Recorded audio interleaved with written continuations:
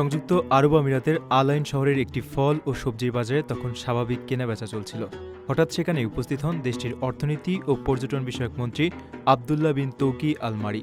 বাজার পরিদর্শনের সময় এক নারী ক্রেতার অভিযোগের পরিপ্রেক্ষিতে তাৎক্ষণিকভাবে বিক্রেতাকে পণ্যের দাম কমিয়ে রাখার নির্দেশ দেন তিনি।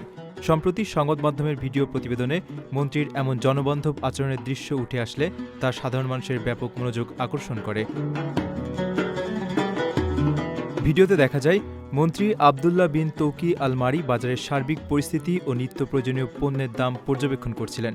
এ সময় এক নারী ক্রেতা মন্ত্রীর কাছে অভিযোগ করেন যে বাজারে সবজি ও ফলের দাম অনেক বেশি রাখা হচ্ছে। ওই নারী জানান, বাজারে লেবুর দাম 15 দিরহাম চাওয়া হচ্ছে। দাম এতটা বেড়ে যাওয়ার কারণ সম্পর্কে ওই নারী হতাশা প্রকাশ করলে মন্ত্রী বিষয়টিতে হস্তক্ষেপ করেন এবং সেখানে উপস্থিত দোকান মালিকের খোঁজ করেন। দোকান মালিক সামনে এলে মন্ত্রী তার কাছে জানতে চান যে কেন টমেটোর দাম 8 দিরহাম রাখা হচ্ছে। এ সময় তিনি বিক্রেতার কাছে থাকা পণ্যের মূল্যের তালিকা বা খাতাটি হাতে নিয়ে নিজেই খতিয়ে দেখেন।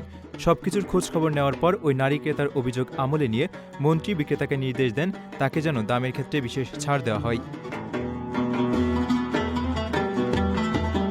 প্রবাসীর সিটিতে চলছে বহুল আলোচিত ফ্রি ফ্ল্যাট অফার, অর্থাৎ আপনি যে টাকা দিয়ে এখন ফ্ল্যাট কিনবেন 5 বছর পর সেই সম্পূর্ণ টাকা ফেরত পাবেন, আর সেই সাথে পাচ্ছেন একটি ফ্ল্যাট একদম ফ্রি। অফারটি সীমিত সময়ের জন্য, তাই দ্রুত যোগাযোগ করুন স্ক্রিনে দেওয়া নাম্বারে।